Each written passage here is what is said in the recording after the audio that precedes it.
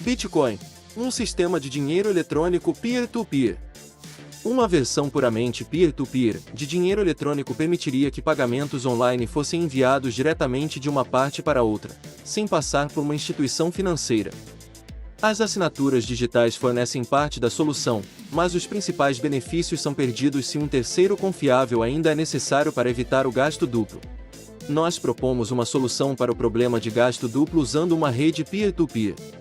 A rede insere data e hora nas transações através de um hash em uma cadeia contínua de prova de trabalho à base de hash, formando um registro que não pode ser alterado sem refazer a prova de trabalho. A cadeia mais longa não só serve como prova da sequência de eventos testemunhados, mas prova de que ela veio do maior pool de CPUs.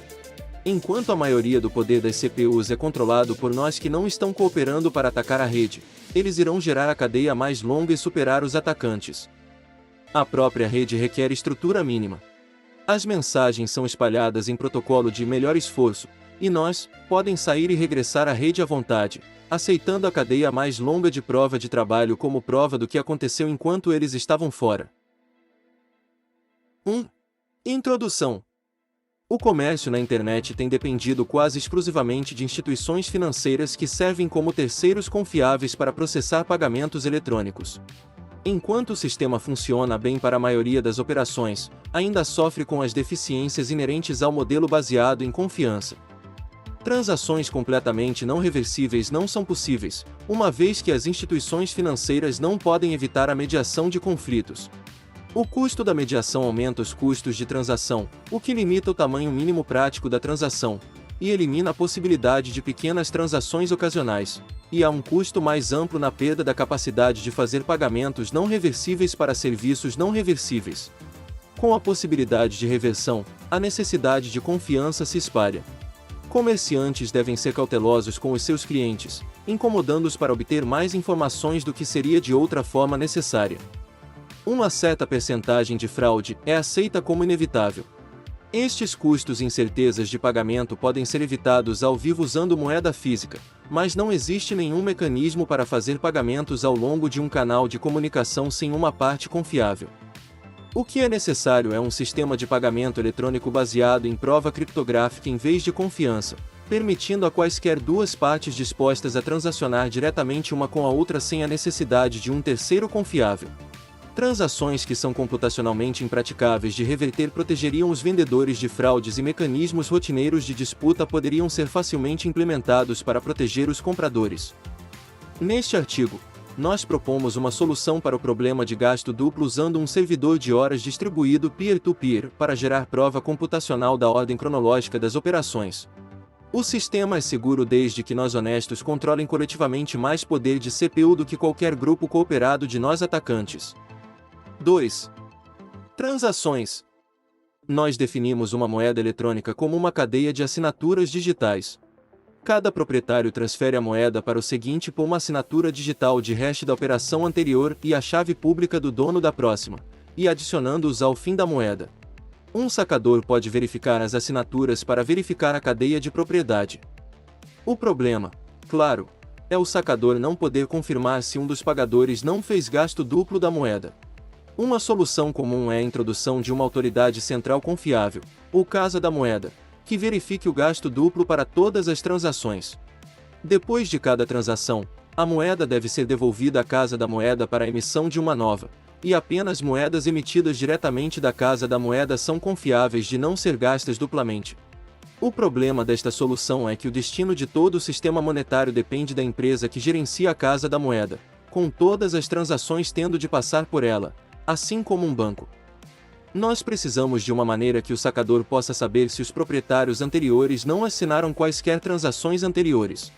Para nossos propósitos, a transação mais antiga é a que conta, por isso, nós não nos preocupamos com as tentativas posteriores de gasto duplo. A única maneira de confirmar a ausência de uma transação é estar ciente de todas as transações. No modelo baseado em casa da moeda, a mesma está ciente de todas as transações, e decide qual chegou primeiro.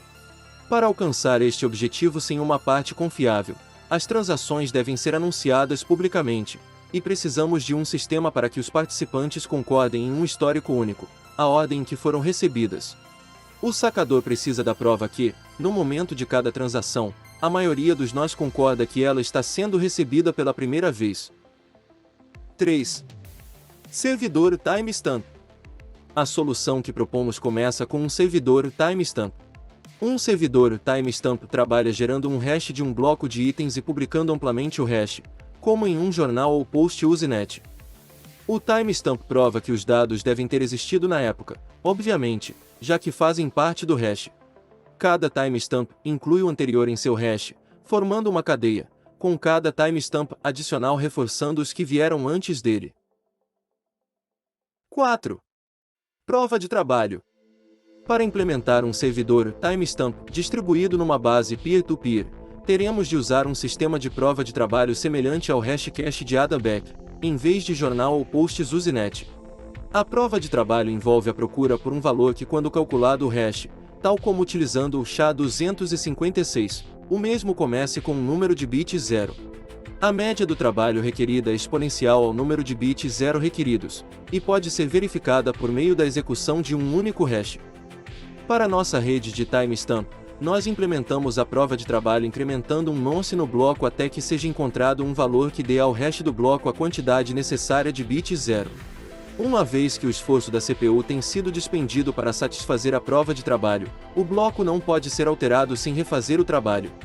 Como outros blocos são encadeados posteriormente, o trabalho para mudar um bloco incluiria refazer todos os blocos após ele. A prova de trabalho também resolve o problema da determinação da representação na tomada de decisão da maioria. Se a maioria fosse baseada em um endereço IP, um voto, isso poderia ser subvertido por qualquer pessoa capaz de alocar muitos IPs. Prova de trabalho é, essencialmente, uma CPU, um voto. A decisão da maioria é representada pela cadeia mais longa, que tem o maior esforço de prova de trabalho investido nela. Se a maioria do poder de CPU é controlado por nós honestos, a cadeia honesta vai crescer mais rápido e superar quaisquer cadeias concorrentes. Para modificar um bloco passado, o atacante terá de refazer a prova de trabalho do bloco. E depois de todos os blocos posteriores, e em seguida alcançar e superar o trabalho dos nós honestos. Vamos mostrar mais tarde que a probabilidade de um atacante mais lento ter sucesso diminui exponencialmente quando blocos subsequentes são adicionados. Para compensar o aumento da velocidade de hardware e o interesse variado em rodar nós ao longo do tempo, a dificuldade da prova de trabalho é determinada por uma média móvel visando um número médio de blocos por hora. Se eles são gerados muito rápido, a dificuldade aumenta. 5. A rede. Os passos para executar a rede são os seguintes. 1. Novas transações são transmitidas para todos os nós. 2. Cada nó coleta novas transações em um bloco. 3. Cada nó trabalha para encontrar uma difícil prova de trabalho para o seu bloco. 4. Quando um nó encontra uma prova de trabalho, ele transmite o bloco para todos os nós. 5. Os nós aceitam o bloco somente se todas as suas transações são válidas e já não foram gastas. 6. Os nós expressam sua aceitação do bloco trabalhando na criação do próximo bloco na cadeia, usando o hash do bloco aceito como o hash anterior. Os nós sempre consideram a cadeia a mais longa para ser a correta e continuarão trabalhando para estendê-la. Se dois nós transmitirem simultaneamente diferentes versões do bloco seguinte, alguns nós podem receber um, ou o outro primeiro. Nesse caso, eles trabalham com o primeiro recebido, mas salvam outro ramo, caso ele se torne o mais longo. O empate será quebrado quando a próxima prova de trabalho for encontrada, e um ramo se torne mais longo. Os nós que estavam trabalhando em outro ramo, então, mudarão para o mais longo. Novas transmissões de transação não precisam necessariamente alcançar todos os nós. Contanto que elas atinjam muitos nós, elas vão entrar em um bloco em breve. Transmissões de bloco também são tolerantes com mensagens abandonadas. Se um nó não recebe um bloco, ele irá solicitá-lo ao receber o próximo e perceber um faltante. 6. Incentivos. Por convenção, a primeira transação de um bloco é uma operação especial que inicia uma nova moeda de propriedade do criador do bloco. Isso é um incentivo aos nós para apoiar a rede, e fornece uma maneira inicial de colocar moedas em circulação, uma vez que não existe uma autoridade central para emiti-las. A adição estável de uma quantidade constante de novas moedas é análogo a garimpeiros despender recursos para colocar mais ouro em circulação. No nosso caso, tempo de CPU e eletricidade são os recursos que estão sendo consumidos. O incentivo também pode ser financiado com taxas de transação. Se o valor de uma transação de saída é menor que o valor de entrada, a diferença é uma taxa de transação que é adicionada ao valor de incentivo do bloco que contém a transação. Uma vez que um número predeterminado de moedas já entraram em circulação, o incentivo pode migrar inteiramente para taxas de transação e ser completamente livre de inflação. O incentivo deve encorajar os nós a se manterem honestos. Se um atacante ganancioso é capaz de reunir mais poder de CPU do que todos os nós honestos, ele teria que escolher entre usá-lo para defraudar as pessoas roubando seus pagamentos, ou usá-lo para gerar novas moedas. Ele deve achar que é mais rentável jogar pelas regras que lhe favorecem com mais novas moedas do que todos os outros combinados, do que prejudicar o sistema e a validade de sua própria riqueza. 7. Recuperação do espaço em disco. Uma vez que a transação mais recente de uma moeda está enterrada sob blocos suficientes, as transações gastas anteriormente podem ser descartadas para economizar espaço em disco. Para facilitar isso sem quebrar o hash do bloco, o hash das transações é feito em uma árvore Markov, e apenas a raiz é incluída no hash do bloco. Blocos velhos podem então ser compactados removendo galhos da árvore.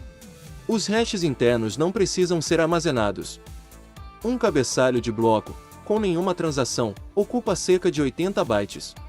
Se supormos que blocos são gerados a cada 10 minutos, 80 bytes, vezes 6 blocos por hora, vezes 24 horas por dia, vezes 365 dias por ano, são 4,2 megabytes por ano. Com computadores normalmente sendo vendidos com 2 GB de RAM, em 2008, e pela lei de Moore prevendo um crescimento de 1,2 GB por ano, o armazenamento não deve ser um problema, mesmo que os cabeçalhos do bloco devam ser mantidos em memória. 8. Verificação simplificada de pagamento. É possível verificar os pagamentos sem executar um nó de rede completo. Um usuário só precisa manter uma cópia dos cabeçalhos do bloco da cadeia com a prova de trabalho mais longa, que ele pode recuperar consultando os nós da rede até que ele esteja convencido de que tem a cadeia mais longa, e obteve o ramo Markov ligando a transação ao bloco que ela está registrada. Não se pode verificar a transação por si, mas, ligando-a a um lugar na cadeia, pode-se ver que um nó de rede aceitou, e blocos adicionados depois desse confirmam que a rede aceitou. Desta forma, a verificação é confiável enquanto os nós honestos controlarem a rede, mas é mais vulnerável se a rede for subjugada por um atacante. Enquanto nós da rede podem verificar as transações por si mesmos, o método simplificado pode ser enganado por transações fabricadas de um atacante durante o tempo que o atacante pode continuar a dominar a rede. Uma estratégia para se proteger disso seria aceitar alertas dos nós da rede quando detectam um bloco inválido, levando o software do usuário a baixar o bloco completo e as transações alarmadas para confirmar a inconsistência. As empresas que recebem pagamentos frequentes provavelmente desejarão executar seus próprios nós, para uma segurança mais independente e verificação mais rápida. 9. Combinando e dividindo valores. Apesar de ser possível manipular as moedas individualmente, seria pesado fazer uma transação separada para cada centavo numa transferência. Para permitir que o valor seja dividido e combinado, as transações contêm múltiplas entradas e saídas. Normalmente haverá uma única entrada de uma transação anterior maior, ou várias entradas combinando quantidades menores, e no máximo 2 saídas, uma para o pagamento, e uma retornando o troco ao remetente, se houver. Pode-se notar que a difusão, quando uma transação depende de várias transações, e estas dependem de muitas outras, não é um problema. Nunca há necessidade de extrair uma cópia autônoma completa do histórico de uma transação. 10. Privacidade. O modelo bancário tradicional atinge um nível de privacidade limitando o acesso à informação para as partes envolvidas e o terceiro confiável.